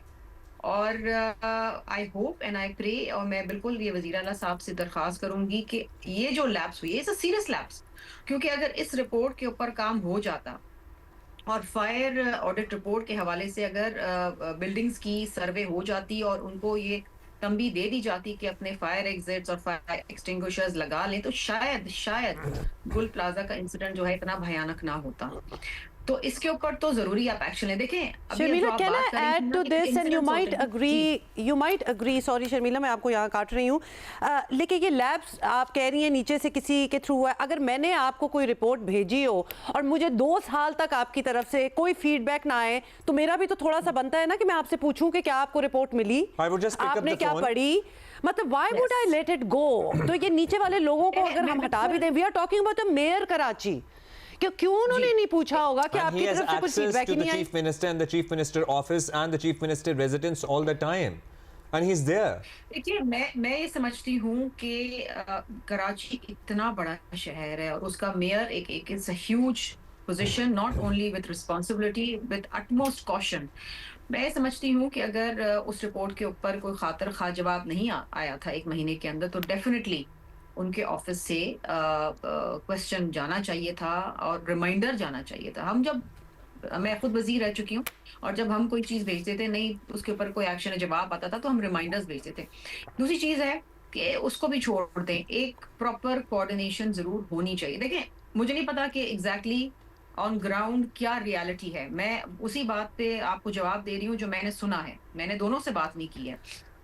लेकिन अगेन मैंने कहा ये सीरियस लैप्स है। अगर कहीं दफ्तरों में दोनों की किसी ने शैतानी की है कि अगर ये रिपोर्ट ना पहुंचाएं वजीर आला सिंध तक ना हो, तो डेफिनेटली कम्युनिकेशन होनी शर्मिला, चाहिए। वैसे this is criminal negligence, this is so much more than This is शरारत and शैतानी. Because what are people who are they going to believe, Nasir Hussain Shah और मेयर कराची, मैं कौन बिल्कुल सही ये है बात कौन कहती गलत है? हूँ। जी शर्मिला कैरी ऑन। मैंने जिस तरह मैंने आपसे पहले कहा ना, मुझे नहीं लगता कि दोनों में से कोई गलत है, लेकिन there is a serious lack of communication जो होनी चाहिए। फोन उठा के बात करनी चाहिए थी कि जी ये रिपोर्ट आई है, ये रिपोर्ट भेजी गई है, इस पे अभी तक जवाब नहीं आया। लेकिन 2 महीने होता तो कोई समझ में आती, लेकिन 2 साल का लैप्स, और अगेन एक इतना बड़ा मेट्रोपॉलिटन सिटी जिसके अंदर इतनी सारी बिल्डिंग्स को जो है वो हैज़ार्डियस और डिक्लेयर किया गया, और इतनी सारी बिल्डिंग्स में कहा गया कि सिर्फ 6 बिल्डिंग इसमें से जो हैं उनके फायर एग्जिट्स हैं और जो अपनी रिक्वायरमेंट है वो पूरी करी, बाकी नहीं कर रही। ये नहीं था कि जी बाकी सारी करी तो 6-7 में कोई मसला था। तो ये एक बहुत बड़ा इशू है, ये मेरे लिए भी पर्सनली एक बहुत अच्छा शर्मिला साहबा, द रियलिटी इज जो शहर है हमारे सामने है, ये एक इंसिडेंट है इस शहर के, इसके अलावा भी सैकड़ों मसाइल हैं। ऐसा नहीं है कि आग नहीं लगी थी और ग्रीन लाइन का सामने प्रोजेक्ट नहीं बन रहा था तो एम ए जिन्ना रोड को यूरोप का मंजर पेश कर रही थी। It was what it is today and it was before what it was. Jamaat Islami और MQM अभी हमारे साथ थे पिछले घंटे में, वो मुस्सिर हैं इस बात पे, वो कह रहे हैं जी इस शहर के मसाइल का हल सिर्फ ये है कि more empowered and completely independent local body system 140A के तहत, जिस पे वो कहते हैं जी ईद के बाद हमने वज़ीर आज़म इंडिया भी है और 28वीं तरमीम में इस पे पेशरफ्त भी होगी। आपको क्या लगता है जो मौजूदा निज़ाम है जिसमें एक मेयर है, जिसमें टाउन्स हैं, जिसमें KMC की, फिर कंटोनमेंट्स हैं, फिर रेलवेज़ है, फिर KPT है, जितनी भी अभी पावर है इस निज़ाम के पास मौजूद, उसमें तो ये डिलीवर कर नहीं पा रहा, तो क्या मजीद पावर और इख्तियारात और फंड्स मिलेंगे तो डिलीवर कर पाएगा? कैसे डिलीवर कर पाए ये निज़ाम मौजूदा? अब्दुल्ला, अकाउंटेबिलिटी होनी चाहिए। मैं इस वक्त वसूख के साथ कह सकती हूँ कि पूरे पाकिस्तान में अगर कोई एम्पावर्ड लोकल गवर्नमेंट सिस्टम है तो वो सिंध के अंदर मौजूद है। पंजाब में तो है ही नहीं और उन्होंने करवाना भी नहीं है, ना ICT के अंदर मौजूद है। बाकी सूबों को, and I don't want to get into a मुआजना over here, Sindh versus Punjab और Punjab versus KPK and Sindh, लेकिन आप मजीद एम्पावर कर दें, मजीद फंड्स दे दें, लेकिन अगर अकाउंटेबिलिटी नहीं होगी और अगर हेड्स रोल नहीं होंगे किसी वाक़ये के बाद, तो किसी आप कुछ भी दे दें, कितने वसाइल दे दें, कितनी अनफेटेड पावर दे दें, हालात ऐसे के ऐसे ही रहेंगे। There needs to be accountability. Accountability का मतलब ये है कहीं पर लैप्स होता है। देखिए वो जो वाकया हुआ इब्राहिम का, बच्चे का, जो वो ड्रेन में गिर गया, how many heads have rolled? How many heads? वो एक तो आप शुरुआत करें, मतलब आप शुरुआत करें, शर्मिला शुरुआत करें ना, आप एक्शन लें। आप सबसे पहले तो मेयर को अकाउंटेबल ठहराएं, ठीक है? नीयत के किसी भी शक नहीं है, आप नीयत से बहुत मेहनत करते हैं, लेकिन उन्होंने अपनी कोशिश करके देख लिया ना। अगर अभी भी गटर खुले हुए हैं और अभी भी इस तरह के इंसिडेंट हो रहे हैं तो आप शुरुआत करें। देखिए उस इंसिडेंट में the town UC chairman should have been sacked. अगर वो कराची वाटर सर्विस बोर्ड के MD थी, he should have been sacked for not covering that data. Sharmila, in principle, we are very happy that you are saying that. उसकी देखिए मैं आपको बता दूं हुमा, एक बात हम बात कर रहे हैं, बड़ी अच्छी बात है, 148 के तहत मजीद एम्पावर कर दें, इंडिपेंडेंट भी कर दें एक हद तक, जिस हद तक हो सकता है। ये नहीं हो सकता ना कि पैरेलल गवर्नमेंट चले, प्रोविंशियल गवर्नमेंट अलग चल रही है और लोकल गवर्नमेंट अलग चली, वो नहीं हो सकता। There needs to be coordination। फिर कराची शर्मिला, आप हुकूमती नुमाइंदा हैं, आप लोगों की आवाज हैं। अब हम इस फोरम पे बैठे हुए कि किसको सैक होना चाहिए था, this incident was big enough, this फॉपा वाज बिग इनफ कि किसी को इस पे सैक होना चाहिए था। हम तो यहाँ बस बातें ही कर सकते हैं ना। आप जिस पोजीशन में बैठी हैं, आप लोग, आप तो you can push for it. तो इस वक्त अगर आप बैठ के ये कह रही हैं तो सवाल तो हमारे दिमाग में ये उठता है कि why don't you people do that. अभी हमारे पिछले घंटे जो रिप्रेजेंटेटिव से बात हुई है, शर्मिला एक सेकंड, ये टाउन चेयरमैन केएमसी डाल दें, कैंटोनमेंट, केपीटी, रेलवे, 2.5 साल से ये आपस में सारे मिले नहीं है अंडर द मेयर साहब इनसे क्यों नहीं मिलते? सारों को इकट्ठा करें, एक पेज पे लाएं। ये चीजें इसी तरह चलती जाएंगी और फिर इख्तियारात की बात आ जाती है। भाई जिनके पास इख्तियारात हैं वो तो कुछ कर नहीं रहे, तो और क्यों दिए जाएं? देखिए मैं आपको एक बात बताऊं, आई नो मुर्तज़ा वहाब पर्सनली, और मुझे पता है कि वो कोशिश करते हैं, मेहनत भी करते हैं, इसमें कोई दो राय नहीं है। I am not saying it because उनके ताल्लुक मेरी जमात से, but because I know him personally. मैं उनकी वालदा को भी जानती थी and he wants to perform. लेकिन इशू ये है कि अगर दीगर इदारे आपस में वन विंडो ऑपरेशन में कोऑर्डिनेशन नहीं करेंगे तो ये कहीं ना कहीं इश्यूज आते रहेंगे और मेजर डिबैकल हो जाएगा कराची के हवाले से, जो कि हो रहा है। एक बच्चे की भी जान जाना जो मैं समझती हूँ कि एक बहुत बड़ा एक ट्रैजिक इंसिडेंट है, बहुत बड़ा ट्रैजिक इंसिडेंट है। हम समझते हैं कि कोई 30-40 लोग खुदा ना खास्ता उनकी जानों का कुछ हो तो ये ट्रैजिक इंसिडेंट नहीं, one child, one human life is so important.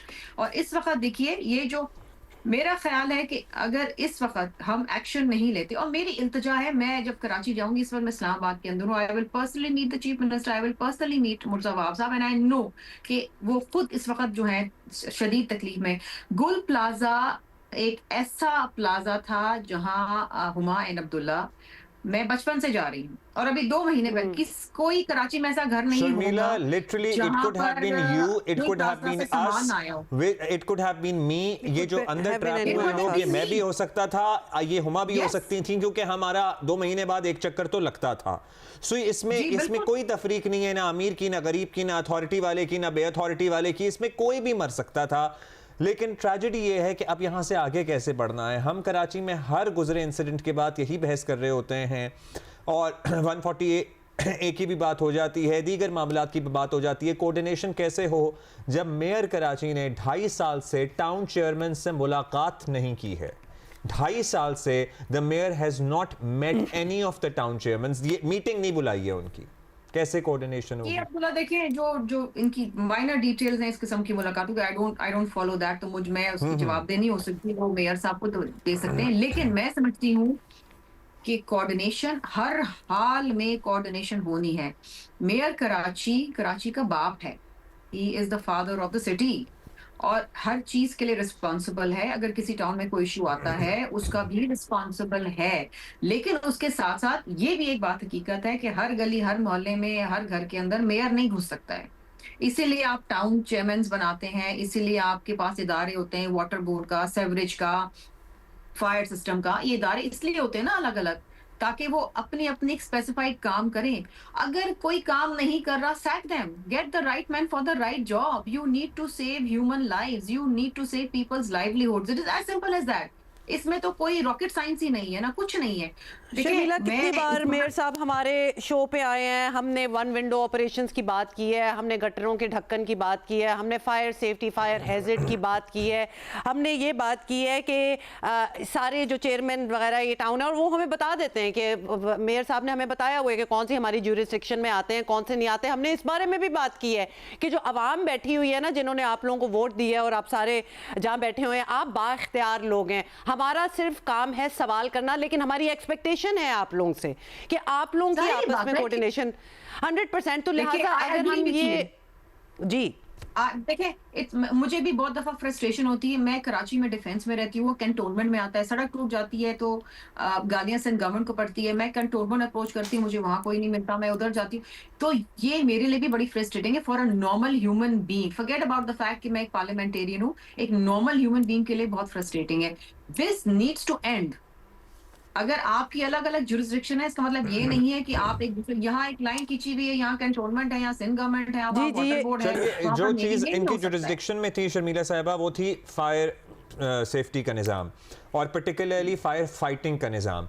अगर 21 के अमले के साथ ये इस शहर में सिर्फ 28 स्टेशंस चला रहे हैं, जिसमें लिटरली सैकड़ों फायर टेंडर्स होने चाहिए थे, ये निज़ाम इससे बहुत बड़ा होना चाहिए था, ये 3 करोड़ की आबादी का शहर था, तो ये भी तो किसी की रिस्पॉन्सिबिलिटी थी जो उसने पूरी नहीं की कि इस शहर में बड़ी आग लग जाए।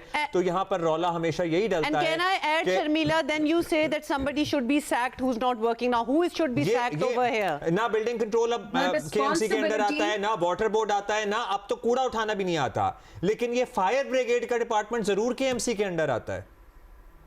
देखिए, मैं एक बड़ी साफ बात आपसे करूं, यहाँ पर इंसानी जाने गई हैं, इस पे हम सब सोगवार हैं और इसकी कोई माफी नहीं है। आई एम सॉरी, इसकी कोई माफी नहीं है। अगर ठीक है किसने रेगुलाइज किया, किसने नहीं किया, पार्किंग लॉट, कॉरिडोर की दुकानें बन गई, नहीं बन गई, एट द मोमेंट इशू ये है कि फायर टेंडर्स पहुंचे वहां पर, टाइम पे पहुंचे, टाइमली पहुंचे, 10 मिनट के अंदर पहुंचे, 15 मिनट में पहुंचे, लेकिन दे वर नॉट इनफ। इतना बड़ा शहर है, सिंध गवर्नमेंट के पास भी एक सिविल डिफेंस का इदारा है। मैं अभी आई थिंक जब मैं वापस जाती हूँ तो मैं वजीर आला साहब से मिलती हूँ कि सिविल डिफेंस के इदारे को फाल करें, उसका काम ही ये होगा। देखिए, इतना बड़ा शहर है, रिसोर्सेज लगाएं। देखिए शर्मिला, एक एग्जांपल भी आपके सामने रख देते हैं। हमें अच्छा लगा है कि आपने कहा है कि जिन जिन की रिस्पॉन्सिबिलिटी है they need to be answerable, मतलब लिटरली अकाउंटेबिलिटी वाली बात आ रही है। And I am glad that we are on the same page. तो फिर वापस जरा उस बात पे चले जाते हैं कि वो जो ऑडिट रिपोर्ट थी, आपने तो कह दिया कि वो नीचे से किसी ने शरारत की है, बट हमारे लिए this is not enough, this is not satisfying our questions. As a person who has just heard it on television, मैं यही कह सकती हूँ कि मैंने जब मुर्तजा को सुना तो मुझे पता चला कि जी ये 2 साल पहले रिपोर्ट बनाई गई थी और भेजा गया था, जो कि अच्छी बात है, बनानी चाहिए थी, उनका काम है, उन्होंने किया। फिर जब मैंने सुना कि जी वो वजीर आला सिंध के पास नहीं पहुंची till just yesterday, this was again a cause of huge concern for me कि ये 2 साल में ये कहाँ से लैप्स आया। कहीं तो लैप्स आया है ना वो गलत बात कर रहे हैं, ना वो गलत बात कर रहे हैं, लेकिन कहीं तो शरारत हुई है ना, तो ये कहाँ पहुंचा? क्योंकि हर लेटर जो निकलता है उसके ऊपर एक शर्मिला, ये भी तो हमारे लिए मुश्किल है ना मानना कि एक तो गलत होगा ना दोनों में से। कैसे हो सकता है कि दोनों सही कर रहे हैं? मतलब it's not making sense, you know. और फिर हम जल्दी से नीचे डेल्व कर जाते हैं कि शरारत किसी ने की होगी। 2 बहुत बाइख्तियार बड़े प्रोमिनेंट शख्सियात हैं ये, कराची में भी और आपकी पार्टी में भी। एक कस्टोडियन है कराची का, एक कस्टोडियन है सिंध का। और मैंने आपको कहा, मुझे I truly believe wholeheartedly because I worked with them and I know them personally कि दोनों की नीयत साफ है। So कहीं ना कहीं तो साफ ही होगी डेफिनेटली, लेकिन दोनों में से किसी एक साइड से गलती हुई है। And this is criminal because this is obviously you cannot just let it go. Sharmila साहिबा, आप जाहिर है आप इस वक्त इस्लामाबाद में बैठी हैं, पार्लियामेंटेरियन हैं, पीपल्स पार्टी से बहुत जवाब तलबी होती है पर्टिकुलरली कराची के मौजू को लेके, और आई एम श्योर ये आप लोगों को ही जवाब देना पड़ता है, तो आप लोग आपस में भी बात करते होंगे कि भाई हम ये कराची के मौजू पे कितने सवालों का जवाब दें। कराची आपकी सूबाई हुकूमत का दारुल हुकूमत है, फेस ऑफ सूबा सिंध है। जब तक ये ठीक नहीं होगा तब तक आपसे सवालात होते रहेंगे। ये कितना बड़ा मैटर ऑफ कंसर्न है फॉर योर लीडरशिप, क्योंकि आपकी लीडरशिप कराची में जिस इलाके में रिहाइश पजीर है, उस इलाके के इर्द गिर्द भी यही हालात हैं। मतलब ये कितनी इंपॉर्टेंट है आप लोगों के लिए ये चीज कि इस शहर का नक्शा बदले, इस शहर का चेहरा ठीक हो। एंड व्हेन आई से ठीक, तो हाँ, चेहरा भी ठीक हो, ये कॉस्मेटिकली भी शहर बेहतर हो। अब्दुल्ला बिल्कुल सही बात कह रहे हैं। कराची में बहुत सारे इश्यूज हैं, बहुत बड़े बड़े चैलेंजेस है, कोई आसान काम नहीं। इस तरह मैंने आपको बताया कि जुरिस्डिक्शंस भी बहुत सारी हैं कराची में, इसकी जुरिस्डिक्शन है, वो उसकी जुरिस्डिक्शन है, लेकिन कराची में हमने काम किया है, सड़कें भी बनाई हैं। अब कराची का कदरे हाल सफाई के मामलात में भी बेहतर है, ट्रांसपोर्ट सिस्टम भी अब कराची के अंदर आ गया है। कराची के अंदर अस्पतालों का भी हाल बेहतर है, कराची के अंदर चीजें भी हो रही हैं, शाराएं भी बन रही हैं, चीजें भी हो रही हैं, लेकिन I still feel and we all feel, even the chief minister feels and the mayor feels and our party also feels के we need to do more and more and more. इतना मेट्रोपॉलिटन सिटी जहां पर पाकिस्तान भर से लोग आते हैं रोजगार ढूंढने के लिए, रहते हैं, एक इंफ्रास्ट्रक्चर के ऊपर भी बड़ा प्रेशर है, अस्पतालों पे प्रेशर है। पंजाब से लोग आके कराची के अस्पतालों में इलाज करवा रहे होते हैं, पेशावर के लोगों से जगह से कराची के लोग अस्पतालों में आके इलाज करवा रहे होते हैं। सो ये भी एक बहुत बड़ा इशू है। हमें जितना भी हम कराची के लिए करते जाएं, इट इज नॉट इनफ। और मैं ये बात बिल्कुल सही कहूंगी कि एक तसलसल होना चाहिए, अकाउंटेबिलिटी होनी चाहिए, and we need to do more and we are doing more. Karachi के लिए बजट भी रखते हैं। अभी हमने K4 के हवाले से, जो कराची का पानी का मसला हल हो जाएगा उस K4 के हवाले से, हमने अभी कौमी असेंबली में कॉलिंग अटेंशन डाला हुआ है, जो जुमे को आएगा, कि खुदारा एक PC1 जो रिवीजन के लिए पड़ा हुआ है मिनिस्ट्री ऑफ प्लानिंग में, वो अगर अप्रूव कर दें तो कम से कम हम KB फीडर से 550 क्यूसेक जो है मजीद पानी ले आएंगे कराची के लिए। ये हम जो सिंध के MNAs हैं वो इसके ऊपर लड़े हैं, वो हमने, क्योंकि फेडरल गवर्नमेंट इसकी रिस्पॉन्सिबल है। जब आप चीफ मिनिस्टर साहब से मिलेंगी तो आप उन्हें ये भी मशवरा दीजिएगा कि दिस में साउंड लिटिल स्मॉल, लेकिन कराची की हर दीवार पे जो आमिल बंगाली का इश्तिहार है ना, पंजाब में बरसों से इन वॉल चौकिंग वालों पे मुकदमे बनते हैं। आप इन पे मुकदमे बनाना शुरू करें ताकि शहर का जो चेहरा मस्क किया हुआ है ना इन बेहुदा किस्म के इश्तिहारात ने, वो भी ठीक हो और कुछ के हवाले से कानून मौजूद है, शायद इम्प्लीमेंटेशन उतनी नहीं हो रही जितनी होनी चाहिए। ये भी प्रॉब्लम है ना, इम्प्लीमेंटेशन की प्रॉब्लम है इन एनी केस। और साथ साथ हम ये भी बता दें, बिलावल भुट्टो सरदारी साहब ने भी कहा कि वो खरीदते हैं। सोचें जरा कि अगर खरीद कर पानी पीते, मतलब हम आम आवाम की नहाना भी एग्जैक्टली ना, हर उस सतह पे, मतलब हम आम आवाम की बात करते हैं, पानी खरीदना पड़ता है जो कि हमारा हक है और हमें मिलना चाहिए, लेकिन खरीद रही है पूरी कौम यहाँ कराची में, और लीडर्स भी यही कर रहे हैं। तो what expectation can we keep? Sharmila, thank you for being with us today. मैं कहाँ की बात करूंगा, मैं अभी 14 अगस्त को गुजरे कितना अरसा हो गया, सोराब गोट की बात करता हूँ। 14 अगस्त हमने बड़ी भरपूर जोरों शोर से मनाई थी, मनानी भी चाहिए थी, हम मार्का हक की फतह का जश्न मना रहे थे। जब 14 अगस्त के मौके पर कराची में मुख्तलिफ पोल्स पे पाकिस्तान के परचम लगे ना, उस वक्त मैंने ये कहा था कि ये परचम लग तो जाएंगे लेकिन ये फट के उतरेंगे, ऑब्वियसली फट के उतरेंगे, जमीनों पे गिरे होंगे, ये फट के उतरेंगे और फिर बहुत बुरे हालात में भी होते हैं। 2026 फरवरी सोराब गोट वाली वो पूरी सड़क, वो अभी तक परचम के चीथड़े लटक रहे हैं उन पोलों, मतलब जिनको लगाने का ठेका दिया है उन्हीं को उतारने का भी ठेका दे देना। इतनी it's as simple as that. और वो फिर वो एक बैनर के ऊपर दूसरा वो एक गलाजत का ढेर बन जाता है। वर्ल्ड कप खेलने के लिए भारत न जाने के फैसले पर बांग्लादेश बदस्तूर डटा हुआ है। बांग्लादेश वाज़ेह कर रहा है कि वो उस मामले में किसी भी तरह भारत के दबाव में नहीं आएगा। मीडिया रिपोर्ट्स के मुताबिक पाकिस्तान क्रिकेट बोर्ड ने ICC को बांग्लादेश के मामले पर खत भी लिख दिया है। अच्छा जी, खत में क्या लिखा है? खत में पाकिस्तान ने बांग्लादेश के मौक़िफ़ की हिमायत भी कर दी है और PCB ने बांग्लादेश की वजह से वर्ल्ड कप में शिरकत के फैसले पर नज़रसानी का भी कहा है। मीडिया रिपोर्ट के मुताबिक ICC ने मामले पर आज बोर्ड मीटिंग तलब कर ली है, तो आज कुछ फैसले शायद हो जाए। क्या मुतवक्के है? आपको पता है इंडियन मीडिया पहले ही रिपोर्ट करना शुरू हो जाता है क्या होने जा रहा है। Faizan Lakhani deputy sports editor Geo news हमारे साथ मौजूद हैं। सोहेल इमरान हमें लाहौर से ज्वाइन कर रहे हैं, सीनियर स्पोर्ट्स जर्नलिस्ट हैं। सोहेल भाई, आपके पास क्या खबर है लाहौर से? सबसे पहले बताइएगा PCB हेडक्वार्टर्स से।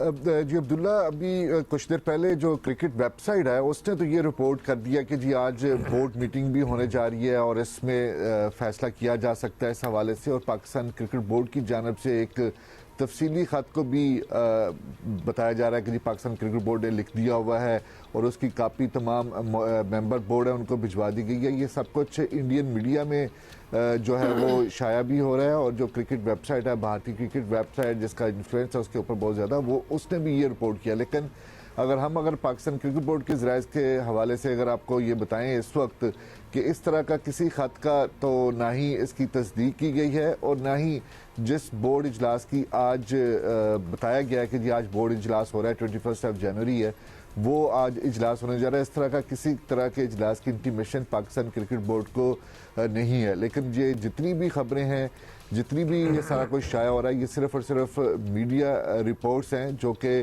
बांग्लादेश की तरफ से ना तो उनकी तस्दीक की गई है, बांग्लादेश से भी कुछ देर पहले मेरी वहाँ पर अपने BCB's राय से भी बात हुई, वहाँ के जर्नलिस्टों के साथ भी बात हुई, तो उनका भी यही कहना है कि ना तो इस तरह का बताया गया कि आज बोर्ड इजलास होगा, ना ही डेडलाइन का बताया गया, लेकिन ये जितनी भी चीज़ें आ रही हैं ये एक ही हल्के की तरफ से और एक ही तरफ से ये सारी की वन साइडेड चीज़ें आ रही हैं कि जी आज फैसला होगा, अगर बांग्लादेश इनकार करता है तो स्कॉटलैंड को शामिल कर लिया जाएगा, आयरलैंड की जगह पर उनको ग्रुप में शामिल नहीं किया जाएगा। और ICC जो है वो कैटेगोरिकली कह चुका है बांग्लादेश को कि हम जो हैं वो आपकी ये जो शर्त है, ये जो कहना है कि जी हम इंडिया नहीं जाएंगे, श्रीलंका में हमारे मैचेस मुंतकिल किए जाएंगे, इसको किसी भी सूरत में मंजूर नहीं किया जाएगा, तस्लीम नहीं किया जाएगा। आज जो होने जा रहा है वो सिर्फ यही फैसला होगा जो अनाउंसमेंट होगी कि बांग्लादेश अपने शेड्यूल के मुताबिक मैचेस खेलेगा। ये सब कुछ वो चीज़ें हैं जो कि इंडियन मीडिया और क्रिकेट वेबसाइट्स इस वक्त तक रिपोर्ट कर रही हैं। जी अच्छा, अब ये ज़रा अजीब सी बात लग रही है फैज़ान, ये या तो श्रीलंका वाली ऑप्शन होती ही ना और वहाँ कोई मैचेस ना हो रहे होते और सिरे से कोई और वेन्यू ढूंढना पड़ता है and all that. Pakistan will already be in Sri Lanka for the world cup और ग्रीवेंस जो बांग्लादेश की है वो भी सिक्योरिटी कंसर्न है, ये कोई उनका दिल नहीं चाह रहा वाली बात नहीं है, इट्स अ सिक्योरिटी कंसर्न। तो इसको सीरियसली ना लेना is not making sense Faizan. और वो भी मुस्तफीजुर रहमान वाली एपिसोड से इट लेड टू एवरीथिंग। बहुत सी चीजें एग्जांपल्स में हम फिलहाल नहीं जा रहे, मतलब एवरीबॉडी नोस। जी ICC ने पिछले साल एक रिवायत डाल दी। अब ICC के पास से इस रिवायत से या इस बांग्लादेश के जो मुतालबे है उसको ना करने का कोई एक जवाब या एक मॉरल ग्राउंड नहीं बनता, कोई इखलाकी जवाब नहीं बनता जब आप भारत को आप अलाउ करते हैं कि वो सियासी बुनियादों पर पाकिस्तान आकर खेलने से इनकार करे। तो भाई आप ये लिबर्टी बांग्लादेश को क्यों नहीं देते? आपने एक रिवायत कायम कर दी, आपका फैसला है कि आप इस मामले को कैसे हैंडल करते हैं। और जब से ये प्रोग्राम के आगाज में जो आपने बात की थी कि पाकिस्तान का इसमें क्या मौक़िफ़ है, 3 दिन पहले से ये खबरें आना शुरू हुई है कि पाकिस्तान भी बांग्लादेश के साथ खड़ा है और अगर बांग्लादेश की बात नहीं मानी गई तो पाकिस्तान पॉसिबली पुल आउट भी कर सकता है वर्ल्ड T20 से। तो इन खबरों के आने के बाद लिटरली मैं ये कहूंगा और यकीनी तौर पर सुहेल भाई का भी यही तजुर्बा रहा होगा कि भारत में एटलीस्ट जो उनका मीडिया है वो थोड़ा बौखलाया हुआ है। मुझे बहुत सारे मैसेजेस आए, यकीनी तौर पर सुहेल भाई को भी बहुत सारे मैसेजेस आए होंगे कि क्या हो रहा है, पाकिस्तान क्रिकेट ये बातें क्यों कर रहा है। तो पाकिस्तान से इस तरह की खबरें जानने ने एक यकीनी तौर पर एक प्रेशर बिल्ड तो किया, बट ICC इस वक्त एक ये कह लें कि कैच-22 सिचुएशन में है। आपने अगर भारत के लिए एक रूल है और बांग्लादेश हमारी लाइन ड्रॉप हुई है Faizan okay, will try to reconnect with Faizan, but he है बिल्कुल, मतलब ये ओपनिंग तो ऑलरेडी हो चुकी है इन सारी चीज़ों की। भारत खुद जो है और जो फैजान कह रहे थे वो खुद नहीं आए Pakistan, they never came to Pakistan. Dubai में सारे मैचेस अपने लिए हर चीज़ सही है और ICC भी उनकी फेवर में सारे वर्डिक्ट्स दे देता है, पर why not any other country? भाई वो नहीं सिक्योर फील कर रहे, क्या करें? कुछ तो करना पड़ेगा ना, क्योंकि वो भी चीज़ें पहले हो चुकी हैं, कोई नई चीज़ कराने की कोशिश नहीं हो रही। अच्छा सुहेल, क्या इस बात की तस्दीक हो गई पाकिस्तान क्रिकेट बोर्ड के ज़राए से कि पाकिस्तान का ये मौक़िफ़ है, क्योंकि ख़बरों से ही हमें पता लग रहा है, या एक्चुअली ये बात हतमी है कि पाकिस्तान ने ये कहा है कि अगर बांग्लादेश की बात ना मानी गई तो we can also consider pulling out of this tournament? Abdullah, इसमें तो कोई दो राय है ही नहीं कि पाकिस्तान हुकूमत या पाकिस्तान क्रिकेट बोर्ड इस तमाम तर मामले के ऊपर या किसी भी सतह के ऊपर बांग्लादेश की सपोर्ट ना कर रहा हो, इसमें तो कोई दो राय है ही नहीं। पाकिस्तान हर सूरत में बांग्लादेश को सपोर्ट कर रहा है और उनके इस मौक़िफ़ को अभी इसका बाज़ाब्ता तौर पर किसी भी प्लेटफॉर्म पर पाकिस्तान क्रिकेट बोर्ड के किसी ओहदेदार की जानिब से ये जो चीज़ें हैं ये तो सामने नहीं आई, लेकिन जो हमारे ज़राए तस्दीक करते हैं, जिनकी बात हमारी अक्सर होती रहती है उनसे, उनकी हद तक तो ये हमें बताया गया है कि मुकम्मल सपोर्ट है, रिव्यू भी किया जा सकता है और जिस तरह भी ख़त की चीज़ें सामने आई हैं तो डेफिनेटली किसी न किसी प्लेटफॉर्म के ऊपर ये चीज़ें वहाँ तक पहुँची होंगी। जिस तरह फैज़ान अभी कुछ देर पहले जिक्र भी कर रहे थे कि जो 2-3 रोज़ पहले इतवार से लेके अब तक कल तक 3 रोज़ में जो खबरें सामने आई पाकिस्तान क्रिकेट बोर्ड की जानब से या उससे कुछ दिन पहले तक ये आई थी कि अगर वेन्यूज अवेलेबल नहीं है श्रीलंका के फौरी तौर पर, टेस्टिंग वाटर्स वाली बात है कि देखेंगे क्या अगले का क्या होगा। फैजान जरा पूछते हैं, ये जो बात थी जाहिर है ऑफिशियली तो नहीं हमारी तरफ से कम्युनिकेट किया गया, लेकिन ये जो खबर सामने आई कि जी पाकिस्तान में also consider it's decision if Bangladesh request is not approved तो ये क्या है? ये चेक However, करने के लिए फैजान, था? आप इसको बता दें कि सच्चाई इसमें क्या है। दूसरा ये है कि question could also be why should Pakistan do that, who stood with Pakistan? जब हम इस तरह थे, वी वर स्ट्रगलिंग, और यही हमारी एक बैक एंड फोर्थ चल रही थी इंडिया के साथ in the previous world cups, nobody stood up with us. नहीं, ऐसा नहीं है कि नोबडी स्टूड विद अस। अगर ऐसा होता तो फिर बहुत सारी चीजें हमारे हक में एशिया कप में या इस वक्त भी नहीं हो पा रही होती चैंपियंस ट्रॉफी के टाइम में। बट अगर आप ये सवाल मुझसे 1-1.5 साल पहले करते तो मैं इसके हक में नहीं होता अब्दुल्ला हुमा। अगर जो आज बांग्लादेश या पाकिस्तान क्रिकेट बोर्ड का जो मौक़िफ़ है, अगर 1-1.5 साल पहले आप ये बात कर रहे होते तो हम कहते हैं नहीं, क्रिकेट रहने दे, कॉन्फ्लिक्ट्स को क्रिकेट के बीच में नहीं आना चाहिए। बट पिछले 1-1.5 साल में जिस तरह भारत ने पूरी दुनिया के क्रिकेट को डिक्टेट करने की कोशिश की, तो कहीं ये बहुत जरूरी हो जाता है कि कहते हैं ना कि making them taste their own medicine, तो बहुत जरूरी हो गया था इस वक्त के भारत को अपनी ही गोली का मजा जरा दिखाएं कि कितनी कड़वा घूट होता है जब आप सियासत को खेल में लाते हैं। तो ये चीज यहाँ पे मैं आपको इतना ही बता दूं कि गवर्नमेंट पे भी ये बात वाज़ेह है कि बांग्लादेश की इस मौके पे सपोर्ट जारी रखनी है, और यही वजह है कि इस तरह की बातें सामने आ रही है कि पाकिस्तान स्टैंड कर रहा है बांग्लादेश के साथ। इस वक्त के जो पॉलिटिकल हालात पाकिस्तान के या बांग्लादेश के है, उसमें दोनों गवर्नमेंट्स भी अलाइन है डिप्लोमेटिकली भी और एक दूसरे की सपोर्ट भी है। तो ये नेचुरल सी बात है, इसमें कोई दो राय ही नहीं है कि पाकिस्तान बांग्लादेश की क्रिकेट की सतह पर या सरकारी सतह पर यहाँ पर सपोर्ट नहीं करेगा। और जिस तरीके से क्रिकेट को हाईजेक किया गया था भारत के लिए, भारत की सियासत में, तो आई थिंक जो पाकिस्तान या बांग्लादेश कर रहा है ये भारत को उसी की जुबान में जवाब दे रहा है।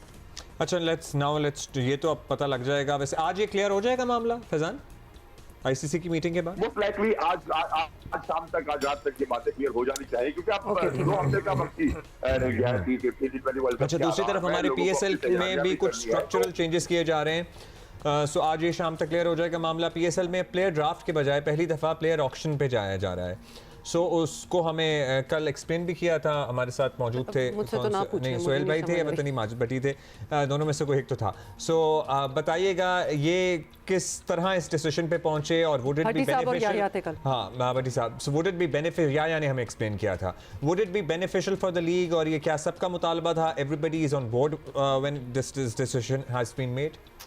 जी फैजान। देखिए, ऑफ कोर्स फ्रेंचाइजेस के अपने अपने पॉइंट ऑफ व्यूज होते हैं। कुछ 2-3 तरह के ऑप्शंस थे ड्राफ्ट और ऑप्शन के मामले में। एक ड्रॉप्शन का ऑप्शन भी था जिसमें 1-2 फ्रेंचाइजेस ने कहा कि हम ये कर लेते हैं, ड्रॉप्शन कर लेते हैं, एक टॉप प्लेयर्स हम एक तरीके से लेते हैं और फिर दीगर प्लेयर ऑप्शन में जाके लेते हैं। बट अल्टीमेटली तमाम फ्रेंचाइजेस इस बात पे एग्री होगी कि ऑप्शन होगी। ऑप्शन से पहले हर फ्रेंचाइज 4 प्लेयर्स रिटेन करेंगे, जिसमें टॉप 3 कैटेगरी का एक प्लेयर होगा और आखिरी की 2 कैटेगरीज में से आइदर एमर्जिंग या आइदर सिल्वर में से आप एक खिलाड़ी पिक कर सकेंगे। तो एक कैटेगरी के 4 प्लेयर्स पिक करेंगे। कल सुहेल भाई ने रिपोर्ट भी किया था प्लेयर की जो नई कैटेगरी रिव्यू होने के बाद बनी है, उसके बाद अब उस रिव्यूड कैटेगरीज के थ्रू के अंदर आने के बाद, प्लेयर्स की ऑफिशियली वो रिव्यूड कैटेगरीज अनाउंस होने के बाद अब फ्रेंचाइजर्स के पास पिक्चर क्लियर हो जाएगी कौन से खिलाड़ी को कहाँ रिटेन करना है। और एक $1.6 मिलियन का पर्स होगा ऑप्शन में। टीमों के पास ये भी होगा कि वो डायरेक्ट साइनिंग कर सकते हैं। लेकिन यहाँ पर अब डायरेक्ट साइनिंग के मामले में एक अहम सवाल आता है हम अब्दुल्ला के, डायरेक्ट साइनिंग की भी जो अमाउंट होगी ना वो $1.6 मिलियन के पर्स में होगी। अब यहाँ पीसीबी को ये बात बड़ी तौर पर स्ट्रिक्टली रेगुलेट करना होगी कि जिस प्लेयर को आप डायरेक्टली साइन करें उसकी साइनिंग अमाउंट एक्यूरेटली हर जगह डिक्लेयर हो। ये ना हो कि प्लेयर साइन किया गया हो, चाहे आप $6 लाख में साइन करें, और अगर आपने अपने ऑफिशियल पर्स पे दिखाया कि हमने तो इसको $2 लाख में साइन किया, तो उस फ्रेंचाइज को एक एडिशनल $4 लाख का वहां पे फायदा मिल सकता है। तो पीसीबी इस पूरी, अगर डायरेक्ट साइनिंग की भी बातें हैं तो पीसीबी उसको ओवरसी करे ताकि इसमें ट्रांसपेरेंसी रहे। कोई ये फ्रेंचाइज बाद में किसी अगली फ्रेंचाइज को ये ना कह सके कि इसने बड़ा प्लेयर $6 लाख में करके $2 लाख में इसको जाहिर किया था। तो ये चीज अंडर इनवॉइसिंग ना हो, जैसे कहा जाता है ना, अंडर इनवॉइसिंग ना हो। ठीक है, फैजान हमने ये क्यों बात की है? Why should we even expect कि ऐसा होगा? चलिए, बहुत शुक्रिया सोहेल भाई, बहुत शुक्रिया Faizan, thank you for being with us. Alright, and Sohail Imran also thank you for being with अस। और अच्छा, एक और बात, डेवोस में आपको बताएं कि वर्ल्ड इकोनॉमिक फोरम का 56th क्या 56वां सालाना इजलास जारी है। कैनेडियन वजीर आज़म ने अहम खिताब में सदर ट्रंप को बावर करवाया है कि कनाडा ग्रीनलैंड के मामले पर डेनमार्क के साथ मजबूती से खड़ा है और उन्होंने सदर ट्रंप को तनकीद का निशाना बनाते हुए कहा है कि माशी इंजमाम को दबाव के हथियार के तौर पर इस्तेमाल किया जा रहा है। बड़ी ही इफेक्टिव एक्चुअली उन्होंने बड़ी मुख्तसर लेकिन जामे इन्होंने बात की है और बड़ा ही इफेक्टिव इनका अंदाजे बयान भी है और जिसमें उन्होंने ये भी बता दिया कि पहले उन्होंने कहा कि आलमी निज़ाम टूट फूट की जानिब गामजन है। एग्जैक्टली उन्होंने क्या कहा है ये देखिए।